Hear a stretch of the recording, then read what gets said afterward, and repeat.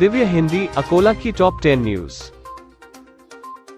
पिछले 2 साल कोरोना संक्रमण कैसे निकल गया पता ही नहीं चला। इस दौरान उत्सवों के दिनों में भी उदासी छाई रही, लेकिन इस वर्ष कोरोना संक्रमण की दूसरी लहर का प्रभाव कम होने के बाद पाबंदियों में शिथिलता दी गई, इसलिए गणेशोत्सव में उत्साह दिखाई दे रहा है। शुक्रवार को इसी उत्साहपूर्ण वातावरण के बीच विघ्नहर्ता श्री गणेश के घरों और पंडालों में धूमधाम से स्थापना की गई। महानगर पालिका के जल प्रदाय विभाग द्वारा शहरों के घरों तक पहुंचाए जा रहे पानी का बिल अब हर 3 महीने में सभी के घरों तक पहुंचाया जाएगा। पहले अपेक्षित 90,000 नल कनेक्शन के लिए 97,20,000 रुपए हर वर्ष खर्च करने पड़ते थे, लेकिन अब यह काम केवल 21,60,000 रुपए में ही होगा। बिलों का वाटप मनपा जल प्रदाय विभाग के कर्मचारियों द्वारा ही किया जाएगा।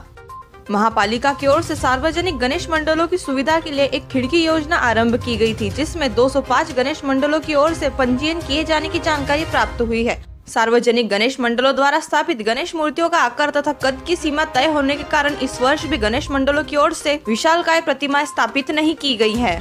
अकोला जिले की महानगर पालिका, सरकार पालिका तथा ग्राम पंचायत क्षेत्र में रिक्त आपले सरकार सेवा केंद्र के लिए इच्छुक प्रतिभागियों से आवेदन आमंत्रित किए गए थे। जिले से इच्छुकों के 1532 आवेदन प्राप्त हुए थे, जिसमें से 345 अभ्यर्थी पात्र पाए गए हैं और उनका आपले सेवा केंद्र के लिए चयन किया गया है। वर्ष 2009 से शिक्षक भर्ती बंद होने से जिले के अध्यापक विद्यालय पूरी तरह खाली नजर आ रहे हैं। डीएड करने के बाद सरकारी नौकरी लगेगी, यह गारंटी अब नहीं रही। निजी शालाएं भी केवल मानदंड पर शिक्षकों को रख रही है, इसलिए डीएड की ओर विद्यार्थियों का रुझान घट गया है, जिस कारण अब डीएड और बीएड शिक्षा लुप्त होती जा रही है। अकोला महानगर पालिका के मालिकाना भूखंडों पर अवैध तरीके से कईयों ने कब्जा कर रखा हुआ है, जिसकी भनक तक मनपा प्रशासन को नहीं थी। मनपा द्वारा स्थापित संपत्ति विभाग ने चंद महीनों में ही मनपा की कई संपत्तियों को खोज निकाला है। खोज में यह सामने आया है कि कई भूखंडों के खरीदी बिक्री व्यापार तक हो चुके हैं।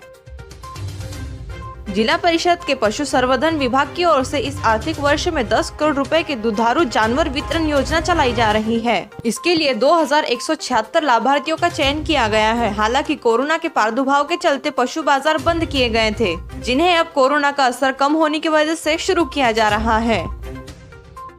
अमरावती शिवसेना नेता व अमरावती के पूर्व सांसद आनंदराव अड़सुल के साथ उनके बेटे अभिजीत अड़सुल व दामाद के घर सहित मुंबई स्थित 6 ठिकानों पर बुधवार देर रात ईडी ने छापा मारा। मामला मुंबई स्थित सिटी बैंक में 900 करोड़ रुपए के आर्थिक घोटाले से जुड़ा है। आनंद अड़सुल के बेटे अभिजीत मुंबई स्थित सिटी बैंक के डायरेक्टर हैं।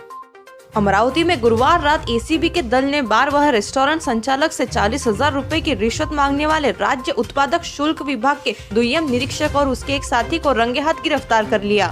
आरोपियों के नाम दुय्यम निरीक्षक संजय उत्तमराव केवट और उसके साथी का नाम प्रशांत बाबूराव सांगोले है।